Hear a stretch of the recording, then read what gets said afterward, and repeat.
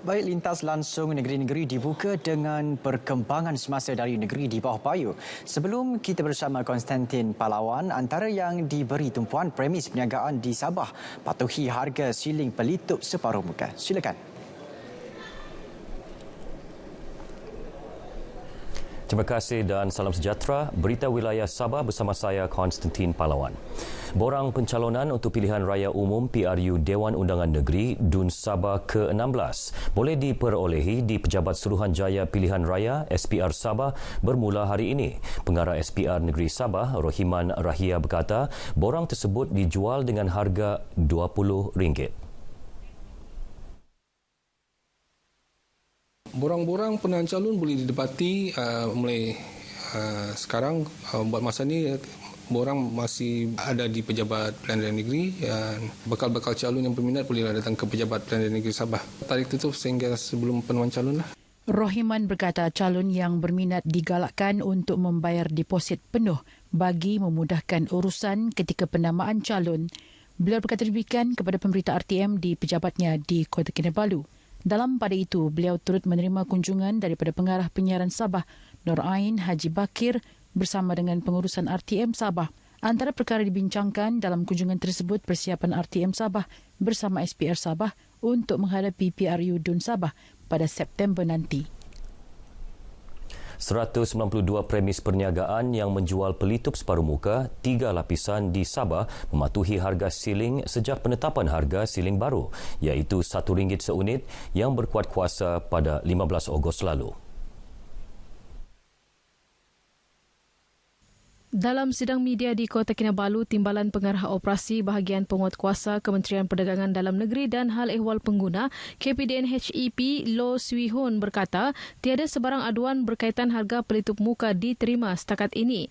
Sekiranya pengguna mendapati ada mana-mana premis perniagaan yang menjual pelitup muka 3 lapis melebihi harga yang dikawal oleh kerajaan, pengguna boleh mengemukakannya aduan kepada pihak kementerian untuk diambil tindakan. Sementara itu, katanya dalam tempoh Januari hingga kini, KPDN HEP merekodkan 792 kes melibatkan kesalahan di bawah Akta Kawalan Harga dan Anti Pencatutan 2011 dengan nilai rampasan hampir RM3,23,000 dan RM256,400 kompaun dikutip. Ia hasil pemeriksaan ke atas 59,130 premis perniagaan. Struktur semula sistem pentadbiran awam negeri Sabah sebagai landasan terbaik meningkatkan imej dan kualiti perkhidmatan awam negeri ini. Penstrukturan itu penting bagi memastikan imej perkhidmatan awam yang berwibawa dan amanah. Ketua Menteri Kerajaan Sementara Sabah, Datuk Seri Panglima Muhammad Syafiee Apdal berkata seramai 1,600 penjawat awam negeri Sabah dinaikkan pangkat dan grade jawatan sejak 2 tahun lalu. Ini tidak termasuk menghantar lebih 15 penjawat awam negeri melanjutkan pelajaran ke luar negara dalam usaha meningkatkan profesion dan pengalaman dalam bidang masing-masing. Perubahan itu antara usaha kerajaan negeri membuat rombakan terhadap struktur pentadbiran negeri Sabah termasuk kepimpinan dan kabinet negeri. Beliau berucap dalam majlis perasmian upacara pecah tanah Dataran Sepanggar di Kota Kinabalu. Dataran Sepanggar Kota Kinabalu yang terletak bersebelahan Menara Kastam akan dilengkapi kios perniagaan dan trek makanan bagi aktiviti perniagaan kecil-kecilan pertanian serta pelancongan dengan memberi keutamaan kepada belia. Pesuruhjaya Polis Sabah yang baharu, Datuk Hazani Ghazali, akan fokus kepada 3 perkara utama. Pertama, meningkatkan integriti, accountability dan credibility. Kedua, membuang stigma masyarakat terhadap Polis Diraja Malaysia PDRM, terutama isu rasuah. Dan ketiga, meningkatkan sistem tahap perkhidmatan PDRM Sabah. Datuk Hazani berkata demikian dalam ucapan ringkas selepas majlis serah dan terima tugas Pesuruhjaya Polis Sabah. Antara beliau dan Datuk Zaini Jas sambil disaksikan Timbalan Ketua Polis Negara Datuk Seri Akril Sani Abdullah Sani di Ibu Pejabat Polis Kontingen IPK Sabah, Kepayan. Majlis dimulakan dengan pemakaian pangkat Datuk Hazani oleh Datuk Seri Akril Sani sebelum majlis menandatangani dokumen serah dan terima tugas serta penyerahan tongkat kuasa tugas Pesuruhjaya Polis Sabah. Datuk Hazani memulakan tugas sebagai Pesuruhjaya Polis Sabah baharu berkuat kuasa hari ini menggantikan Datuk Zaini yang berpindah ke bahagian Jabatan Pengurusan PDRM Bukit Aman, Kuala Lumpur. Sementara itu, dalam sidang media kemudian, Datuk Seri Akhril Sani berkata, pengalaman Datuk Hazani sebagai Komander Kawasan Keselamatan Khas Pantai Timur Sabah sebelum ini adalah kekuatan beliau dalam menjaga keselamatan dan kesejahteraan rakyat Sabah.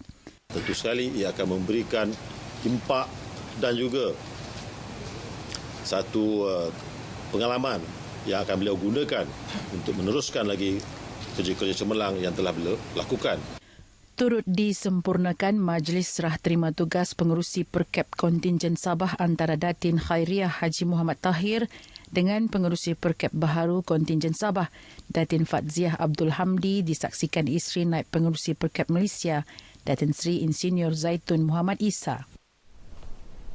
Situasi semasa wabak kolera di Sabah, sebanyak 5 kes baharu direkodkan semalam, iaitu 4 di Semporna dan 1 kes di Kota Kinabalu, menjadikan jumlah keseluruhan kes kolera di Sabah meningkat kepada 103. Menurut infografik Pengarah Kesihatan Negeri Sabah, Datuk Dr. Christina Rundi, daripada 103 kes yang direkodkan, sebanyak 68 merupakan kes bergejala dan 35 lagi tidak bergejala. Semporna kekal mencatat bilangan kes tertinggi dengan 58 kes, diikuti Kota Kinabalu 17, Kunak 10, Tawau 5, Beaufort 4, Putatan 3 dan Kinabatangan 2, manakala 1 kes masing-masing di Tuaran, Penampang, Sepitang dan Lahadatu. Malaysia prihatin, tema sambutan ulang tahun ke-63 Hari Kebangsaan memberi makna yang luas kepada rakyat di negeri ini, khususnya peniaga kecil-kecilan. Meskipun berhadapan dengan norma baharu dalam kehidupan harian, para peniaga melahirkan semangat bertanggungjawab dalam mengibarkan jalur gemilang di gerai dan premis masing-masing. Tinjauan RTM mendapati kebanyakan gerai dan premis perniagaan mula mengibarkan jalur gemilang sebagai lambang patriotik cintakan negara. Ia sekaligus menangkis dakwaan bahawa sikap peniaga hanya mementingkan keuntungan semata-mata adalah tidak benar. Sebaliknya, mereka juga seperti rakyat Malaysia yang lain turut serta mengibarkan jalur gemilang sebagai tanda cintakan negara sekalipun berdepan dengan pandemik COVID-19. Sebagai peniaga, mengibarkan jalur gemilang. Biarpun kami berniaga, kami mesti ingatkan kemerdekaan ni. Untuk setahun sekali. Bukan kami mau untukkan bisnes saja, tapi untuk setahun sekali kami buat jalur gemilang ni. Memang pentinglah kan kalau macam kami, dia pun setahun sekali untuk mengibarkan semangat kegemilangan merdeka ni. Tak salah juga kan kalau kita kasih cantik gerai semua, tanggungjawab untuk negara. Dia setahun sekali. Berbeza dengan tahun-tahun sebelumnya, semangat mengibarkan jalur gemilang tampak sedikit suram, terutama kawasan kediaman. Sekian perkongsian berita dari negeri di bawah bayu bersama saya, Konstantin Pahlawan, bersama mencegah COVID-19, lindungi keluarga, sentiasa pantau status kesihatan. Kembali bersama Sairul di Angkasa Puri. Silakan. Baik, terima kasih rakan penyampai dari Sabah. Ini pula